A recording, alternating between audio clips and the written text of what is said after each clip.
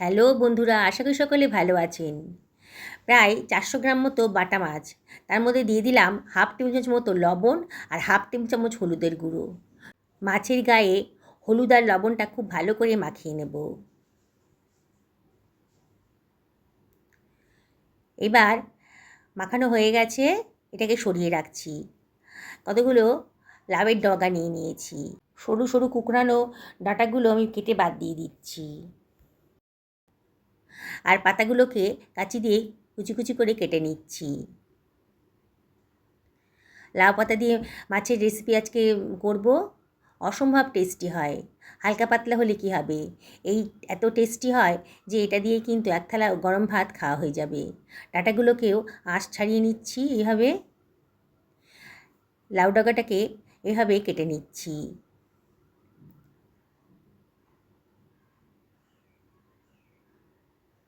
কাটা হয়ে গেছে।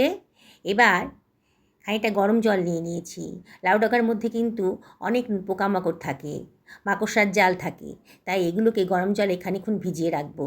তাহলে পোকামাকড়গুলো নষ্ট হয়ে যাবে, জামটা নষ্ট হয়ে যাবে। এই গরম জলের ভেতর দিয়ে দিলাম 1 টেবিল চামচ মতো লবণ, দিয়ে ভালো করে এগুলোকে ভিজিয়ে নিচ্ছি গরম জলের ভিতরে। মিনিট 10 এইভাবে রেখে দেবো। দুখানা মাঝি সাইজের আলু নিয়ে নিয়েছি। আলুটাকে আগে থেকে ধুয়ে পরিষ্কার করে নিয়েছি।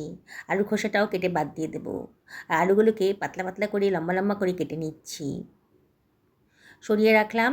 একটা মশলা বানিয়ে নেব। মিক্সার গ্রাইন্ডারের ভেতর 1 টেবিল চামচ মতো গোটা জিরে, 1 টেবিল চামচ মতন গোটা ধনে, 1 টেবিল চামচ মতো কালো সর্ষে দিয়ে দিলাম। আর এর ভেতরে দিয়ে দিচ্ছি 1 টেবিল চামচ মতো পোস্তদানা। অসম্ভব টেস্টি হবে রান্নাটা।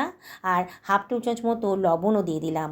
অল্প মশলা তো, লবণ দিয়ে গ্রাইন্ড করবেন, তাহলে সুন্দরভাবে গ্রাইন্ডটা হয়ে যাবে। দেখুন কত সুন্দরভাবে গ্রাইন্ড হয়ে গেছে। আপনার ইচ্ছা করলে এটা শিলপাটাতেও বেটে নিতে পারেন।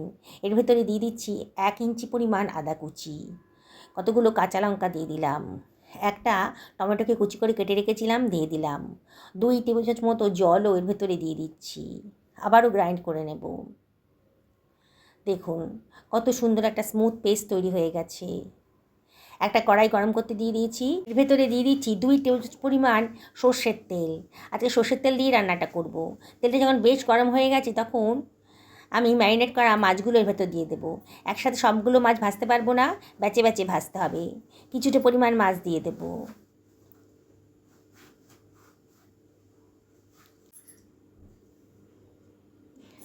মাছগুলোকে একটু উল্টে পাল্টে ভালো করে ভেজে নেব।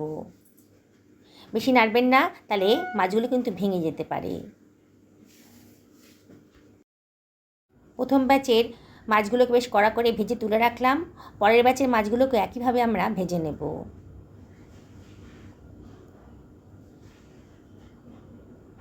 এগুলোকেও ভাজা হয়ে গেছে যখন, তুলে অন্যটা পাত্রের ভেতর রেখে দিলাম। কড়াইতে ওই তেলের ভেতরে আমি দিয়ে দিচ্ছি কেটে রাখা আলুটা। আলুটা দিয়ে একটু ভাজা ভাজা মতো করে নেব।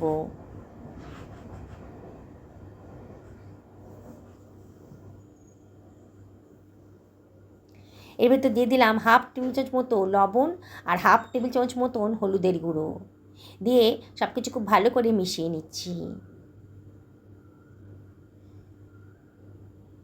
আলুটা যখন বেশ কালার এসে গেছে একটা সুন্দর, তখন আমি লাউ ডগাগুলোকে গরম জল থেকে তুলে আবারও ভালো করে দুবার ধুয়ে নিয়ে আবারও জল ঝরিয়ে এই পাত্রের ভেতর দিয়ে দিলাম, মানে কড়াইতে দিয়ে দিলাম। দিয়ে সব কিছু আবারও ভালো করে মিশিয়ে নিচ্ছি। এইভাবে রান্না করবেন, তাহলে লাউ ডাগার মধ্যে যে নোংরাগুলো থাকে সেগুলো নষ্ট হয়ে যাবে। সব কিছু খুব ভালো করে মিশিয়ে নিচ্ছি, তাই সেই ফ্লেমটা হাইতেই রেখেছি।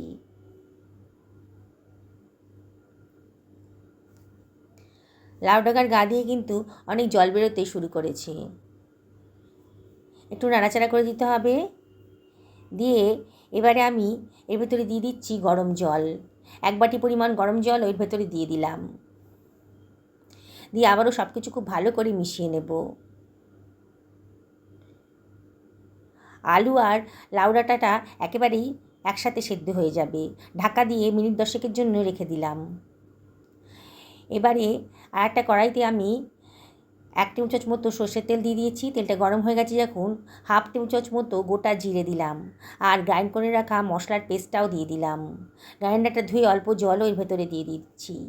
দিয়ে সব কিছু খুব ভালো করে মিশিয়ে নিলাম। মশলাটা খুব ভালো করে কষিয়ে নিতে হবে। কতগুলো তেজপাতাও দিয়ে দিলাম, শুকনো একটা গন্ধ বেরোবে।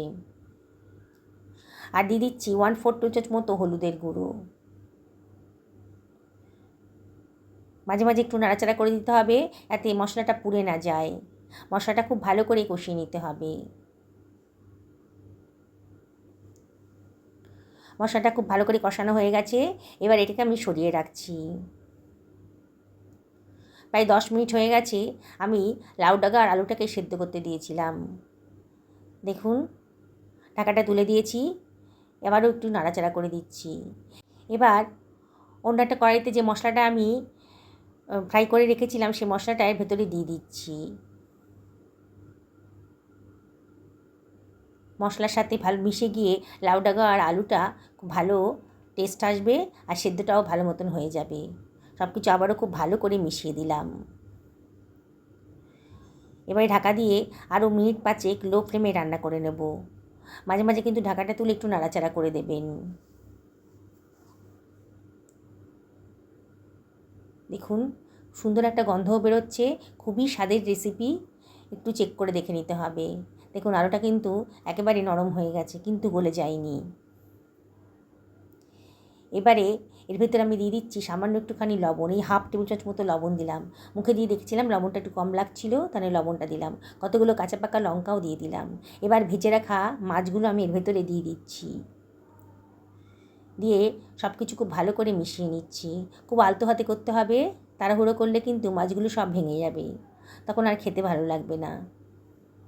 মাছগুলো ঝোলের ভেতরে ডুবিয়ে দিলাম। খানিকটা ধনেপাতা কুচি ওপর থেকে দিয়ে দিলাম। এবার ঢাকা দিয়ে 3 থেকে 4 মিনিট লো ফ্লেমে রান্না করে নেব। 3 মিনিট বাদে দেখুন, আমার রান্নাটা কিন্তু কমপ্লিট হয়ে গেছে। একটু আলতো হাতে নাড়াচাড়া করে দিচ্ছি। অসম্ভব টেস্টি রেসিপিটা একবার যদি না খান, তাহলে কিন্তু বুঝতে পারবেন না এর স্বাদ। এতটাই টেস্টি হয়েছে। আমি একটা সার্ভিং প্লেটে এগুলোকে সার্ভ করে দিচ্ছি। যেসব বন্ধুরা আমার চ্যানেলে আজকে নতুন, তাদেরকে রিকোয়েস্ট করব আমার চ্যানেলটা সাবস্ক্রাইব করার জন্যে। পাশে থাকা বেল আইকনটা অবশ্যই ক্লিক করে দেবেন, তাহলে আমার রান্নার নোটিফিকেশানটা আপনারা চটজলদি পেয়ে যাবেন। যেসব বন্ধুরা ফেসবুক থেকে দেখছেন রেসিপিটা, তাদেরকে আমি রিকোয়েস্ট করবো আমার পেজটা ফলো করার জন্যে। আর পুরনো বন্ধুদেরকে অনেক ধন্যবাদ। তাও আপনাদেরকে রিকোয়েস্ট করব, রেসিপিটি যদি ভালো লাগে তাহলে লাইক করবেন, শেয়ার করবেন, আর অবশ্যই কমেন্ট করে জানাবেন যে আপনাদের কীরকম লাগছে। এই হালকা পাতলা ঝোল দিয়ে 1 প্লেট গরম ভাত কিন্তু খুব তৃপ্তি করে খাবেন আপনারা, এটা আমি গ্যারেন্টি দিয়ে বলতে পারি। দেখছেন তো কতটা সুন্দর দেখতে হয়েছে, আর কত অল্প খরচের ভিতর পুষ্টিকর এই রেসিপিটা অবশ্যই বাড়িতে একদিন বানিয়ে ফেলুন, এটাই আমি আপনাদের কাছে রিকোয়েস্ট করব। দেখুন কতটা সুন্দর দেখতে লাগছে। সকলে ভালো থাকুন এই কামনা করি ভিডিওটা এখানে শেষ করলাম। নমস্কার নেবেন।